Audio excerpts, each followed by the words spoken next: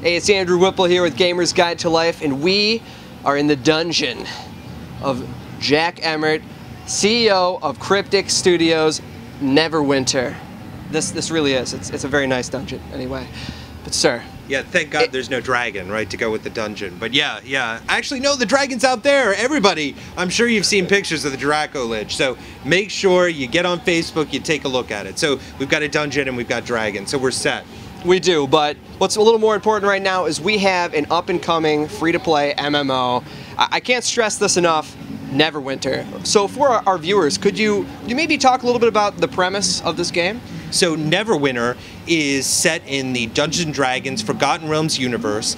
It is a game that takes up where Neverwinter 2 left off, but 100 years forward in time. So that's just the backdrop. But what we're trying to do with Neverwinter is three things. Number one, it's an action MMO, unlike anything people have played before. And hopefully you'll communicate that to your fans. But number two, user-generated content. Just like in the games Neverwinter Nights 1 and 2, players will be able to create quests and campaigns for their friends and for the public.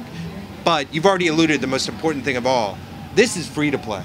This is not subscription. You don't have to buy the box. You don't have to do anything. And it's not pay to win either. We're doing it so that whether you play a bunch or you pay a bunch, it doesn't matter to us. We want you to come into Neverwinter. We don't want anybody, just because they give money, to automatically be the best in the game. We want to make it so that, hey, you can be the best if you do the time. Great. We want everybody in the world of Neverwinter. And that's commendable too, because a lot of these titles that come out right now, they are pay to win, and really it makes it feel like you're grinding your way through. And from what we played today, I can say that you guys have come a long way. The game is still in alpha. It looks great. One of my favorite things, and I'm sure it's partly your decision, I love the combat. I love how you really can select that person who's given maybe your group a hard time and disable him. Me playing the control mage, I can use Bigsby's Grasp and just lift him up there while the warrior charges in and takes the brunt of the attacks. Yep. That's something that you really don't see a lot of. We wanted to do something different. There are a lot of great fantasy MMOs out there that do very traditional mechanics that are tried and true from the days of, well, EverQuest. We felt that the market is kind of going in the direction of action. People want a game that depends a little bit on their skill as well as their stats instead of just being random die rolls. And so we have this action combat system which we think kind of takes the combat in the MMO to that next level. And well, I can't wait for everybody to experience it. And the game isn't polluted with numbers either. That's something else that I'm seeing lately. There isn't like 30 different keys that you can press. You pick and choose strategically what you'd like to do, what you're going to bring into each scenario. But being an MMO, let's talk a little bit about just playing with other people. So there's instances. Could you maybe talk a little bit about how they're going to work and maybe how many people you're going to have in your party? The toughest part of the game is going to be the 5-man dungeon. So every single one of our persistent zones has a storyline which culminates in these 5-man dungeons. They're repeatable, and it's where you can get your best loot.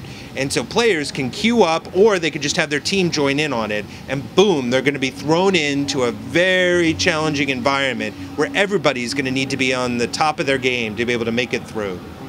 And no regenerating health. Yeah, there's no regenerating health. So bring your cleric, bring your health potions, bring a campfire, and hopefully a pet that can heal you, because that's the way that you've got to recover. Just like in classic D&D. That's right, and I am very excited about that. It might seem a little hardcore at first, but there's ways around it, as usual. Now, you keep bringing up the narrative. How important is this? Because the Old Republic, I'd say right now, probably does the best job at just narrative as far as MMOs go. Did sort of that inspire you guys a little bit, but can you talk a little bit about that? Well, certainly Star Wars is perhaps the best example of a story-driven MMO that's ever been done. I think what we're trying to do is blend a couple of different things. We're an MMO, first and foremost, and so that's where we take a lot of our cues, but we needed to weave a lot of lore into the game for those fans of the Forgotten Realms and Dungeons & Dragons, so you'll find lore everywhere. And there's a special set of content that we call the Crown of Neverwinter, which is heavily story-driven, cutscenes, voice acting, the whole 9 yards, just like people remember Neverwinter Nights 1 and 2, that will harken back to that and really kind of satisfy that desire. So what about the user-created content? Because I can see it right now. People are like, well, what's going to draw me in? If you're a D&D fan, you're already probably automatically interested, and especially if you're a Neverwinter Nights player in the past. But this user-created content, that brings something to the table that MMOs just really haven't seen. We're big believers in it. We started years and years ago, and our first example actually is in Star Trek Online, and that is immensely popular, with people recreating classic episodes, making new episodes with characters that they loved, or just making up brand new mythology. Well, we've taken everything we've learned from there and kicked it up a notch. But here's the most important thing with our UGC, and that is we're trying to make it accessible. One of the faults sometimes of current tool sets is they're way too difficult to use. Somebody like me, I can't even do it. So we, with Neverwinter, wanted to approach this so that anybody, even me, could sit down and make quests for other players.